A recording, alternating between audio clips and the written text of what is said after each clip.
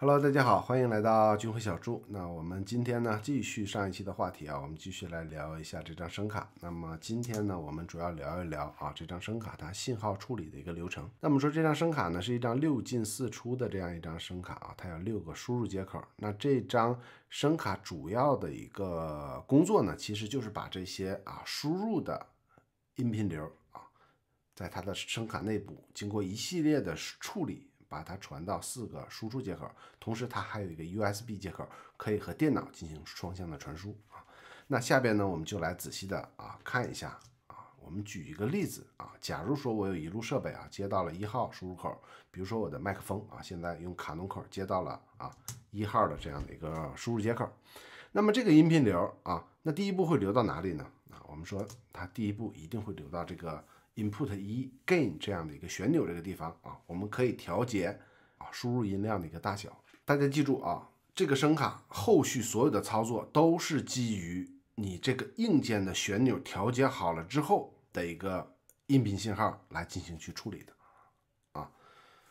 所以说呢，这个旋钮的调节就非常重要那么说该怎么来调节这个旋钮呢？那么说在你插入这个卡农口之前呢，如果你是电容麦在插入卡农口之前呢，大家一定要把48伏的换向电源先关掉，然后按照官方要求还要把这个 input 的增益调到最小，这个时候插入到卡农接口然后再打开换向电源。这个换向电源大家要记住是一定要关掉的否则你带电插拔很容易把电容麦烧掉甚至把声卡都有可能烧掉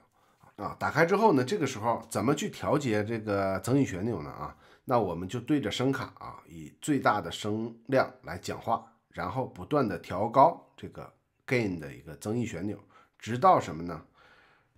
直到我们看到这边这边它的这个 peak 这样的一个灯呢短暂闪烁这个时候差不多我们说调到位置了。那什么意思呢？就是说在尽可能的声卡可以处理我们这个声音的这个响度的范围以内呢，尽可能的调大这个增益的这样的一个旋钮。那为什么要这样调呢？这个为什么说这样调才能获得一个比较好的一个音质呢？这个的话可能说起来就有点这个小孩没娘，说起来话长了。这个简单的跟大家说一下吧，我们还是简单的说一下，因为我觉得有的时候我们要知其然，也要知其所以然，对吧？这样的话你才能够培养自己的这种 common sense， 对吧？这个 common sense 我觉得是要培养的，因为 common sense 它绝对不是一个大多数人的 sense common sense 呢，它一定是沿着正确方向的这样的一个 sense我认为才能叫做 common sense 因为大多数人的 sense 呢，很可能是一个 fake sense 所以说它是需要培养的。那这就需要我们其实就一方面嘛，就是多听另外一方面是多想好，那我们就来简单说一下我说我们这张声卡呢，它可以以192千赫兹的采样频率，以32位深度的这样一个采样精度来采集音频信息。那这句话是什么意思呢？这就涉及到2个知识点那我们首先我们看说什么叫做采样率采样率。那我们说声音呢，它的本质是一组模拟信号，对吧？其实声波是一种模拟信号。那我们计算机处理的话，是以数字的方式去处理那么模拟信号呢，它有一个很大的问题，它比较容易失真，不适合远距离传输，所以我们才要把模拟信号转换成数字信号。那数字信号呢，我们就要涉及到采样率这样的一个概念可以给大家看一下，假如说这个就是我们说是一样声波，下边是一个放大的一个图形那大家可以理解为这个就是我们说物体振动的一个幅度这么理解。那采样率呢就是在1秒我们横轴是时间嘛，在1秒这样的一个时间内，我们对这个波形这个波形采集了多少次把它放到电脑里去处理这个就叫做模数转换，把这个模拟信号就转换成数字了。那么数模转换呢，我们要恢复这个声音的时候呢，就是把采集到的这个每一点把它描绘出来，连接起来所以大家能想象到，是不是我采集的精度越大，那么我描绘出来，我事后还原出来的这个精度就越高。那我们说呢，人耳呢可以听到20到2万赫兹的这样的一个频率啊。那经过数学的计算呢，我们说呢，你至少要达到2倍的这样的一个采样率啊，才能够完美的还原这个以前的波形啊。因此说呢，假如说有2万的采样率啊，有4万的采样率和8万的采样率，那么2万和4万呢，这个采样率之间，我们说人耳能够非常明确的听到它们之间的一个差别来啊，就是音质的提高非常明显。但是4万到8万啊，这个提高就非常不明显了啊，基本上已经达到人耳的一个极限了。那你说8万到80万是吧？那人类的耳朵是听不到它的有什么样的一个差别的啊，因为已经超出了人类的一个极限了啊。这就是采样率的概念。好，那我们说一下这个32位深度是什么意思呢？那我们刚才采样了那么多点，那采样的是什么呢？其实我们采样的就是这一个点啊。它离开 x 轴的这样的一个距离，对不对？你采样这个点，那我这个距离用一个多大的数字来表示啊？这就是我们说的32位，这就是我们说的一个采样精度，对吧？我们是用32位的整数来表示每一个点它偏离 x 轴的这样的一个距离。因此我们说采样的频率其实决定了你声音的一个细腻的一个程度啊。失真的一个程度，那采样的精度或者采样的深度呢，它就决定了你这个声音你最大的一个动态宽容度是多少，就是对于声音响度的一个概念。咱们说的比较直白呢，就是说我这个声卡到底是可以处理0到100分贝的这样的一个信号，还是我可以处理0到200分贝这样的一个信号。那我们说呢，一般来说16位的一个采样深度就已经达到人耳的极限了，好像是130多吧，我具体数字不大记得了。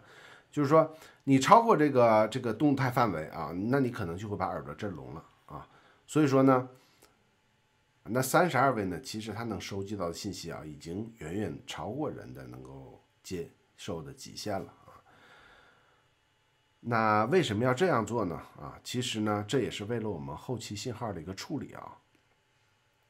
其实我们发现，大多数我们听到的 CD 也好，或者是我们听到的歌曲看到的电影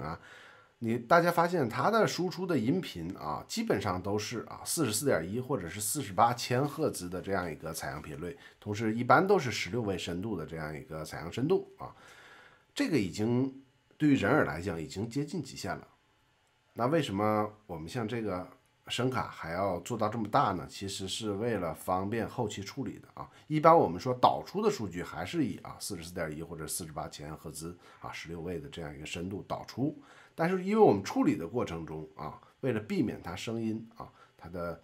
细节的损失所以我们把这个精度调的比较高。这就好比什么呢？这就好比说我们拍摄一部1080p 的电影，对吧？那这个时候呢，最好我们其实是用高于1080p 的相机来拍的比如说4K 的相机那这样我们拍摄出来呢，我们就有很大的空间来去制作。比如说我们有一些框框角角不好的地方，我们可以把它裁掉，对吧？我们也可以做一些平移，对吧？这样都不会导致输出精度的损失所以说呢，对于声音来讲也是类似的道理。好，那这个好像扯得有点远呢。好，那我们说为什么我们要把这个增益旋钮调到最大呢？那么下边呢，还是想跟大家我们画一个图来说明一下这个问题，好吧？那我们假设呢我们假设我们声音的图形就是这个样子的，好吧？同时呢，如果我们要把这个声音的增益的旋钮，如果说我们调大最大呢，那我们声卡呢就可以接收这样的信号如果说我们声音它的这个旋钮调到一半呢，我们是收到这样的信号，对吧？那么发现其实声卡是完全可以有能力处理到这样的振幅的这样的一个数据的。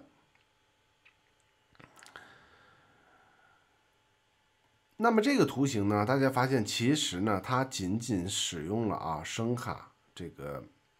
采样精度它一半的能力，对不对？它其实到这边声卡明明可以记录到这里，但你所有的数据都在这里，是吧？上面这一段空间就浪费掉了，对吧？同时呢，我们如果说把这个信号，如果你要放大到这样的一个信号的话啊，那一定会存在这个声音的损失，一定存在声音的损失。因此呢，我们在收集的时候就希望通过这个增益旋钮的这个调整啊，尽量的我们输出这样的一组信息啊。这是为什么我们要把这个增益旋钮输出到最大。好，那说到这一点呢，大家有没有发现一个不理解的地方，对吧？我们说人耳他听到的声音频率是20到2万赫兹，对不对？那我们说这样的一套波形，我们怎么能看到它每一个点到底这个声音的频率是多少赫兹呢？谁能看出来？是吧？每一个点这个声音的频率到底你说是50赫兹还是80赫兹，对吧？这个就涉及到了另外一个知识点我们管它叫傅立叶变换这个傅立叶变换呢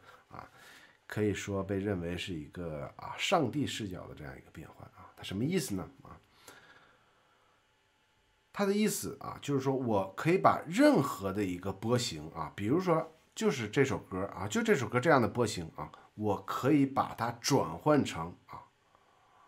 无数个正弦波的一个叠加，无数个正弦波的一个叠加。那什么意思呢？咱们换一个角度，我们看这样一个波形，它的横坐标是什么？它的横坐标其实是时间，对不对？那我们把这个波形就叫做这个声波在时域上的一个图形时域什么意思呢？时间的时领域的域时域上的一个表现。那经过傅立叶变换之后呢它就可以把这个声波在时域上的表现，把它转换成声波在频域上的表现。它的横坐标就会是频率频率的频，领域的域它就会把它转换成在频域上的一个表现。那这样横坐标就是频域，1赫兹、2赫兹、3赫兹100赫兹、1000赫兹的这样的一个横坐标，那我就可以非常方便的调整我声音在不同频率的一个表现，对吧？大家看这张图形，对吧？我比较方便处理的是什么？是声音大小，对吧？我只要调节这个振幅就可以调节声音的大小。但是你怎么让调节某一个频率它的大小呢？我们必须要把这个信息把它转移到频域，这样横坐标是频率纵坐标是振幅，我们就可以针对频率去调节你这个声音的一个信息这是一件非常神奇的事情。那么我们再给大家用图形去展示一下的话呢什么意思呢？我们可以看这样的一个图形比如说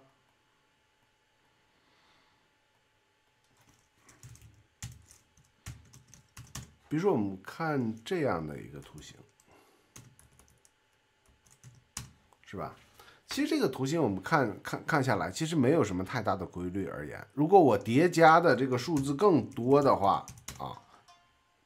这个规律性就更不明显了。如果我再加上不同的频率的话，这个就更不明显了那我们说声音波的信号就好像是这样，看似没有什么太大规律而言。那傅立叶变换呢，就是它能够提供一个标准的机制，能够把这样的一套声波，看似无规律的声波，把它转换到这样的一个形式各种正弦波的一个叠。这样的话呢，我们就可以针对不同的频率，对不对？针对不同的频率来对这个特有频率的这个信息进行增强或衰减所以说呢，这个傅立叶变换呢，也号称有上帝视角的这样一种变换我们看似这个缤纷繁杂的世界我们不知道明天会发生什么，我们甚至不知道明天的太阳会不会升起来，我们甚至都不知道太阳现在在发生什么，因为太阳现在哪怕是爆炸了也需要8分钟之后才能传导到地球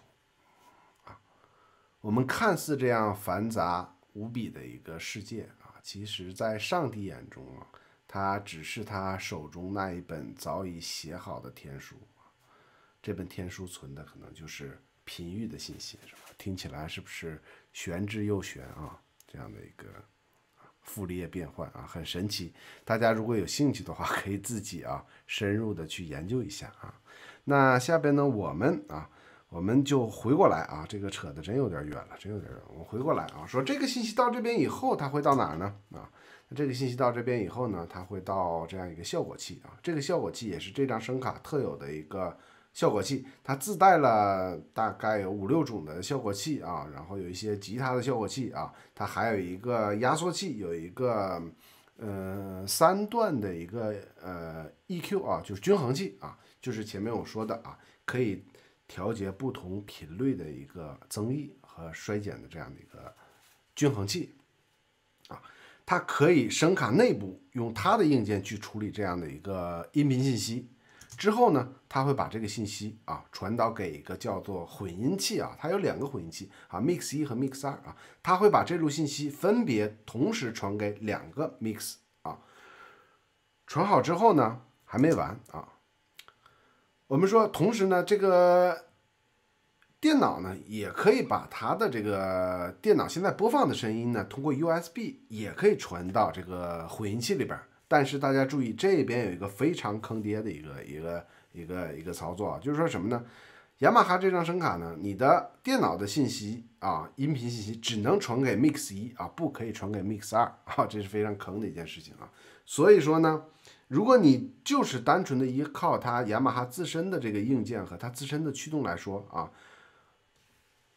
我们说它这边不是有啊，这边不是有这个 Line 2。这个 output 嘛，这2个口是无论如何也听不到电脑输出的声音的啊，这2个口，因为它传递不到 Mix 2。好，那之后怎么办呢？啊，之后我们说呢，这个声音呢会传给另外一个这个效果器啊，它有一个混响的效果器。我们这个比如说一路信号，哎，它传到混合器了，在它和其他所有混合器在合声之前呢，它会把这个信息传给混响啊，传给混响，然后经过混响的处理之后呢，它还会把这个信息传回来啊。那我们呢有一个按钮可以选择，大家到底是把 Mix 1还是 Mix 2的信息传给混响啊？可以选择，只能选择一个啊，要么把 Mix 1啊，要么把 Mix 2传给混响。那么比较坑的是呢，混响可以把这个传进来的信息啊，同时传回给这2路 mix 啊，就是无论你是 mix 1啊传进来的，还是 mix 2传进来的啊，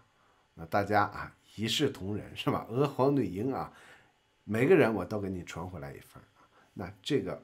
啊就它可以传回来，传回来之后呢啊，我们说就是输出了啊，它有一路啊，比如说 mix 1，它会输出到这个1号的耳机接口，对吧？1号的这个 line out 接口，还有1号的不是1号，就是还有就是 main output 的这样的一个接口啊 ，mix 1。同时呢，mix 2啊，它可以传输到2号耳机接口和2号的这个 output 的这样的一个接口。同时呢还有一点做的比较好的就是我2号的耳机呢，在软件里边你可以设置随时调整它到底是接收 mix 1的信息还是 mix 2的信息啊，它非常灵活。因此说呢，我把我的耳机事实上是接到了 Phone 2这样的一个口里边，因为它非常灵活，它不仅仅可以接受 Mix 2，还可以接受 Mix 1啊。所以说呢，这也是为什么这个声卡号称它可以无延时监听的这样的一个功能啊，就是因为它所有的这些信息呢，信息处理呢，全部都是由声卡内部自身的硬件来完成的啊。所以说我麦克风所有的输入在哪怕你的声卡不接电脑，我依然可以通过耳机来监听，因为它靠声卡它自己的一个内部的硬件就可以实现这样的一个功能啊。这显然是我们比如说电脑里边自带的那个声卡这个不可以做到的它一般来说是不可以做到的。那么内部的声卡它的监听功能呢，往往都需要电脑软件的一个配合好，那这是这一路信息。那么它怎么和电脑来进行这个音频流的一个交互呢？那我们看它这路信息还是会从我说这个增益之后经过输入信息，经过 input gain 这样一个增益后的信息呢，它还有一路直接出来，它可以什么？它可以直接连到 USB 3.0 和你的电脑进行这个信息交互。同时呢，你也可以选择你既可以选择这路信息直接从 input 出来之后就直接传给电脑，你也可以选择它通过了效果器之后然后再传输给电脑这个你可以在它提供的这个软件包里边啊进行调整，好吧？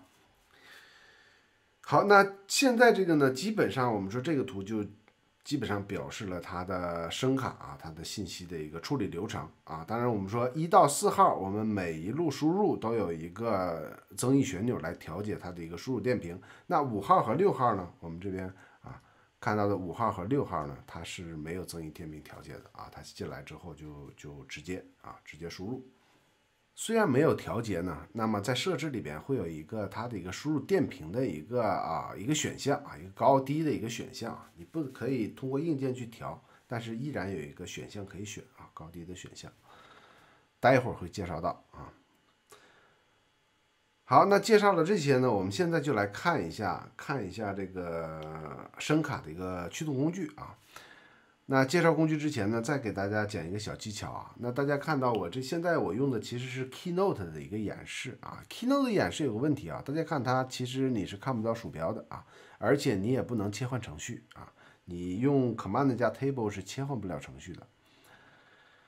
那给大家讲2个快捷键啊，一个是 C 啊，我们按 C， 就发现这个鼠标键就出来了啊，非常方便的一个功能。同时呢 ，H 就可以把这个画面隐藏掉啊，这样的话呢，我们就可以回到这样的一个画面啊，非常方便。好，我们看一下这个，我们说啊，它就是雅马哈声卡它官方提供的一个管理工具啊，一个管理工具。那下边我们就来从头看一下这个工具。好，那我们首先从上面开始介绍啊。我们看这个地方啊，它有一个叫 General 啊，这是我自己起的名字啊。你可以把你的设置把它存下来啊。我们现在先恢复到默认设置啊，这就是保存按钮啊。我们看这个什么意思呢？这个大家就可以看到，它就可以显示到你的输入信号的一个电平的一个电压的一个水平啊，可以切换。好，那我们看这个其实就是它是一个2选1啊。那我们看这个这个就不说啊。我们看这个，那这个就是一个设置面板啊，设置面板它可以调节这个大小，对吧？可以调节大小啊，可以调节这个 knob 的这个模式啊，包括等等啊，我们就不细讲了，这没什么难度。那这边呢，它会有一个 Control Panel 啊 ，Control Panel 打开之后呢，会有这样的一个窗口啊。那这个呢也非常重要，但这个我们放到下一集讲啊。我们下一集可能会讲一些这个声卡的精调啊，所谓这个调音师怎么精调声卡是吧？能不能做直播，我们都把它放到下一集来看啊。好，那这个下一步呢叫 High Pass Frequency Setting 啊，就是高通啊，其实就是我们前面说的低切啊，是一个道理啊。它设的是80赫兹啊，这可以修改。这个是你后边5号、6号的一个 input 的一个 level 啊，根据你的 input 源来设定这样的一个 level 水平啊。好，那我们继续往下看啊，大家看这2个就是一个切换嘛，对吧？那我们继续往下看，我们先看一下这点啊，这边有2个啊，对吧？这个就对应着我前面讲到的 Mix 1和 Mix 2啊，大家分别可以针对不同的这个 Mix 来设定不同的参数啊，来实现不同的效果。好，我们现在先从这边开始看起来，大家看到这个按钮啊，这个按钮呢，其实就是我可以把这2路输入啊，把它联系成一路立体声的输入啊，一路立体声的输入。好，那我们继续往下看，我们单独以这一路啊，这边就是输入信号的一个电平水平啊，它是简化版的啊。那这边48伏指的是换向电源的一个供电啊，这边一个厂字形的呢，就是一个低切啊，介绍过很多次了啊。通过这里边可以设定它的一个频率啊。好，那我们看这边呢这个按钮是什么意思呢？这个叫反向啊，这个反向我们昨天也说过了啊，就是信号相同相位相反的那个反向啊。理论上，如果同一路信息经过反向处理之后，它们是可以相互抵消的啊，这是反向。好，那我们往下看啊，这个是什么意思呢？说到这个意思呢，我们还要回来看这个图啊，还要回来看这个图啊。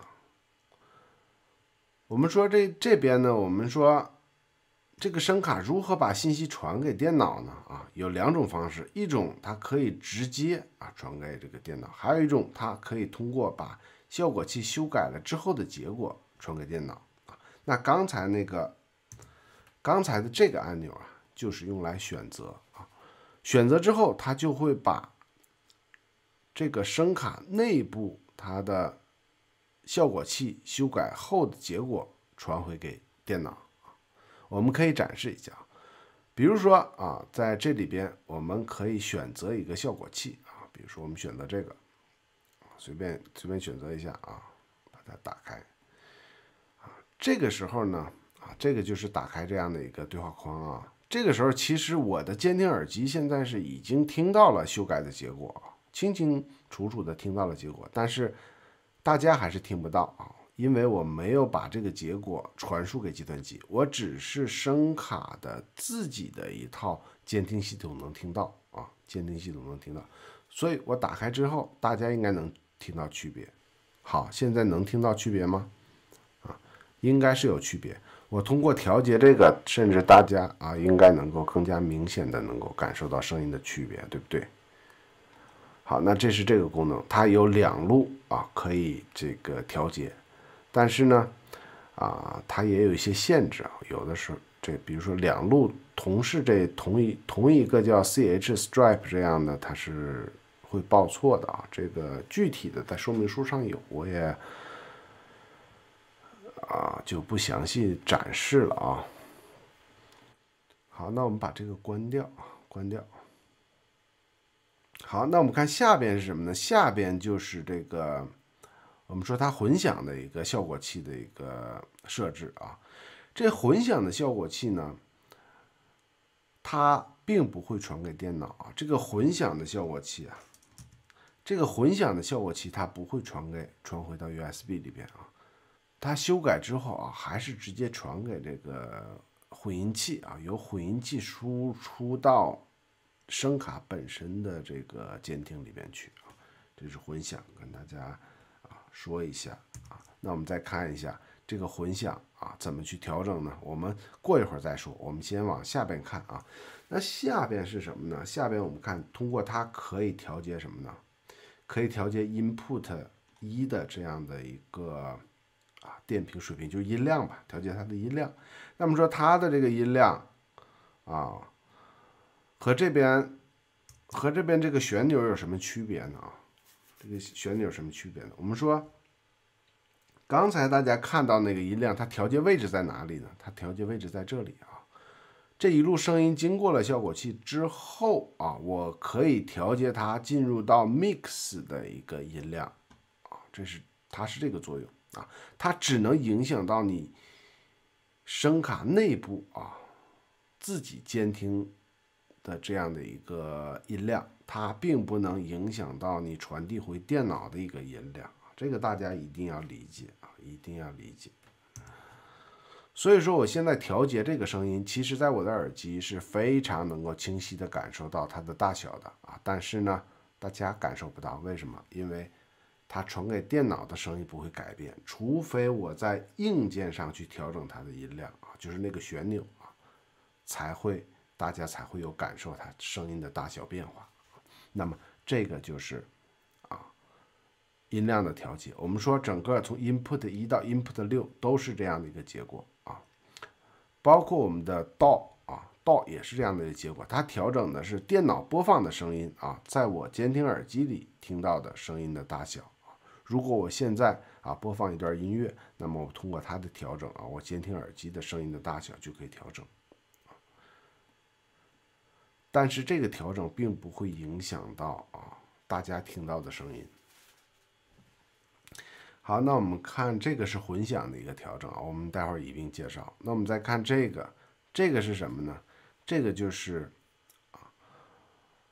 1号的这个，我们说有1号 mix 和2号 mix 对吧？它们总的一个输出的音量水平，它的位置在哪里呢？我也可以给大家看一下啊。好，我们说它的位置在这里啊，就是你的 mix 1输出出来和 mix 2输出出来，它们的电量的水平会在这里可以调节然后再输出到各种输出的接口上，是这样的一个位置。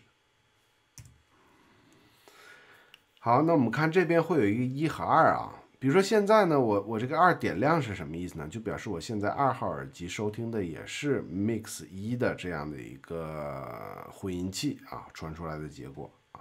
如果我在混音器2里边把这个2号耳机点亮，那现在我收到的就是2号混音器的一个结果但是现在呢，我们说两个混音器的结果是一样的一样的。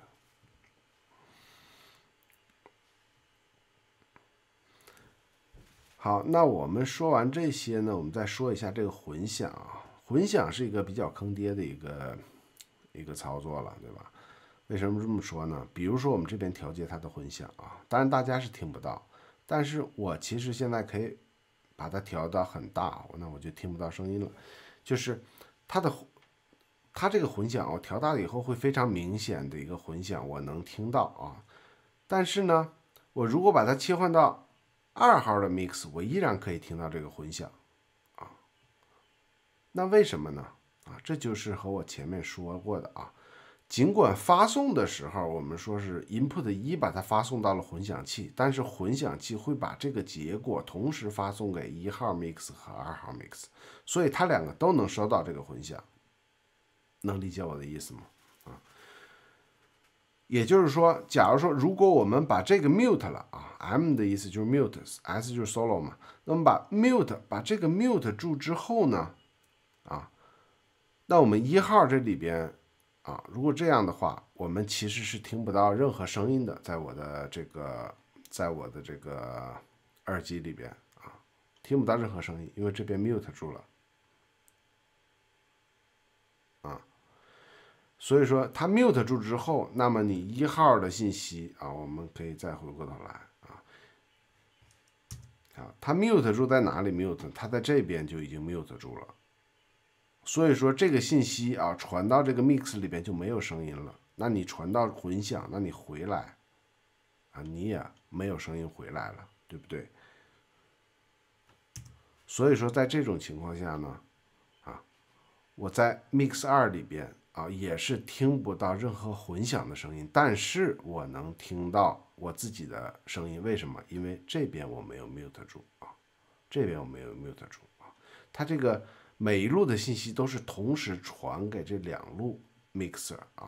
至于你哪个听哪个不听，你要自己在这边设定的，默认都传过来。好，这就是这个混响的 send 尤其要注意这样的一个问题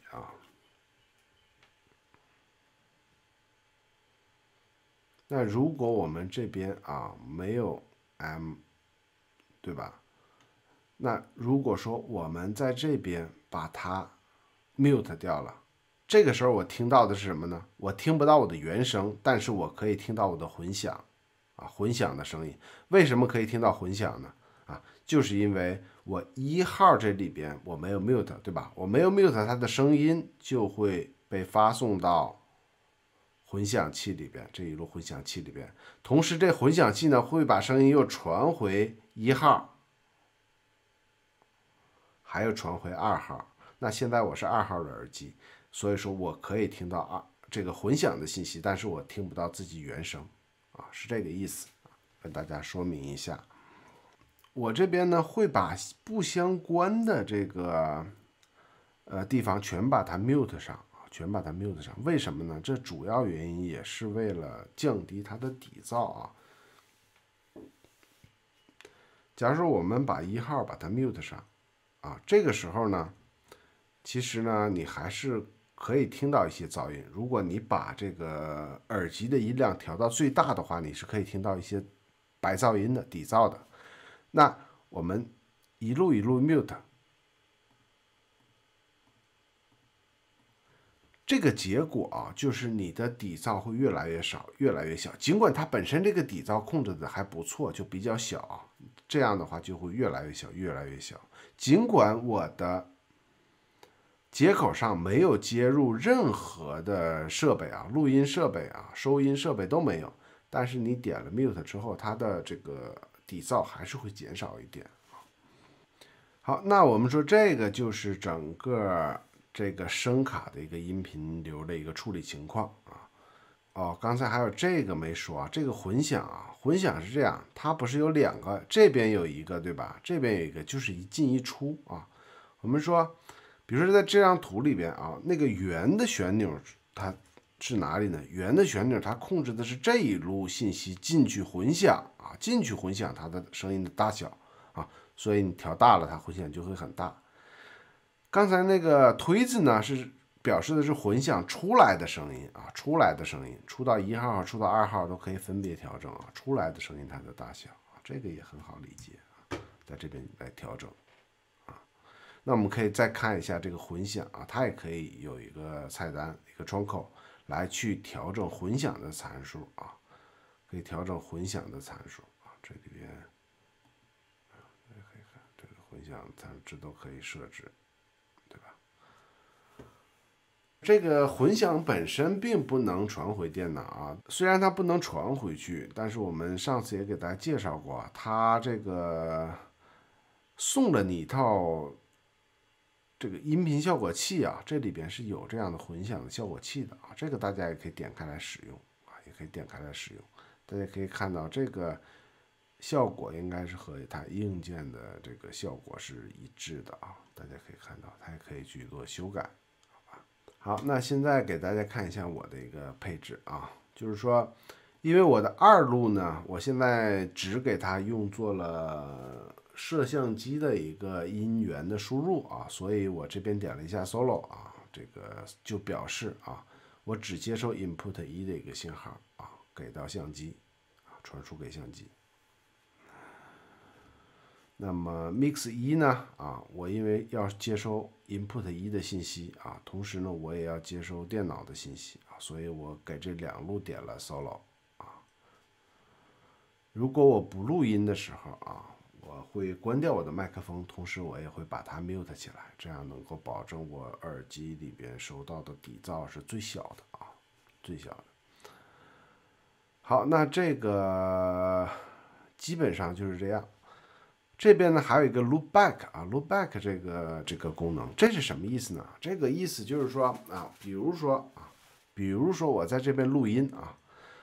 我如果用2号去录音的话，那么我单击之后，它录的就是我啊说出来的声音啊。如果我这个时候电脑里放一些音乐的话，假如说我不开音箱啊，不通过音箱把它传进来，那么这个声音是录不到的啊。但是如果我开 loopback 之后啊，我的声音连同电脑里传到这个声卡的声音啊，会同时啊传回给电脑啊。所以一旦打开 loopback 之后，大家就千万不能打开这种道的监听这个旋钮了，因为如果这里边你一旦在监听的话，就会造成一个死循环。因为 loopback 本来它就传回来一组数，你监听它还要传回来一组数，又传回去啊，就会导致一个死循环啊。这个跟大家说明一下。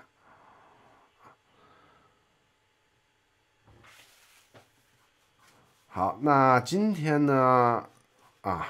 我们现在其实就是啊，跟大家整个介绍了一下这个软件的一个功能啊。那么这也是我们今天这节课的主要内容啊。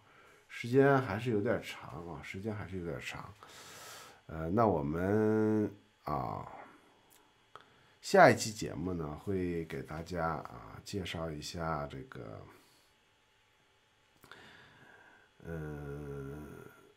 Mac 它自己的啊，它的一些音频的处理啊，自己音频的一些处理啊，它和 Windows 是不一样的啊。那么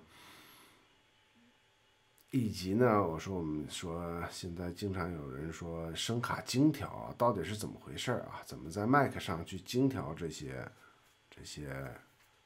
啊声卡啊？那我们下一期再见啊！非常感谢大家的收看啊！